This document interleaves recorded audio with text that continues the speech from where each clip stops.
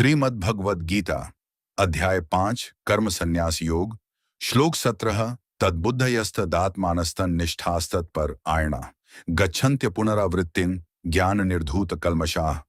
अर्थात जिनकी बुद्धि परमात्मा में स्थिर है, जिनका मन परमात्मा में लगा हुआ है, जो परमात्मा में दृढ़ निष्ठा रखते हैं और जिनका परम लक्ष्य केवल परमात्मा है, ऐसे लोग आत्मज्ञान के द्वारा अपने पाप और अज्ञान को नष्ट करके पुनर्जन्म से मुक्त होकर परम गति मोक्ष को प्राप्त करते हैं।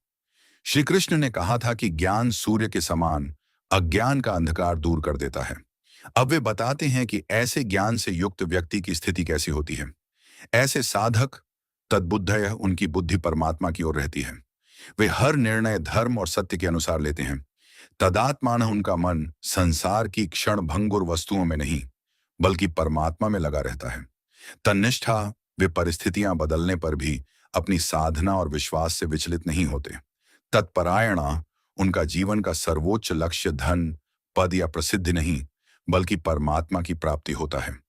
ज्ञान निर्धूत कल्मषाः का अर्थ आत्मज्ञान से अज्ञान दूर होता है, पाप वृत्तियां क्षीण होती हैं, मन शुद्ध होता है, अहंकार समाप्त होता है। जैसे स्वच्छ जल मैल को धो देता है, वैसे ही आत्मज्ञान मन के दोषों को दूर कर देता है।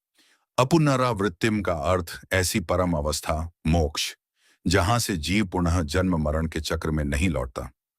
यही गीता का अंतिम आध्यात्मिक लक्ष्य है। अपनी बुद्धि को सत्य और धर्म में स्थिर रखें। जीवन का सर्वोच्च लक्ष्य केवल भौतिक सफलता न होकर आत्मिक उन्नति भी हो। नियमित स्वाध्याय, ध्यान और निष्काम कर्म से मन शुद्ध होता है। ईश्वर के प्रति दृढ़ निष्ठा जीवन में स्थायी शांति देती है। भगवान श्री कृष्ण बताते हैं कि जो व्यक्ति अपनी बुद्धि, मन, निष्ठा और जीवन का लक्ष्य परमात्मा को बना लेता है, वह आत्मज्ञान के द्वारा अपने अज्ञान और पापों को नष्ट करके जन्म मरण के बंधन से मुक्त होकर मोक्ष को प्राप्त करता है। जब बुद्धि, मन और जीवन का लक्ष्य परमात्मा बन जाता है, तब आत्मज्ञान से अज्ञान का अंत होता है और मनुष्य मोक्ष की ओर अग्रसर होता है।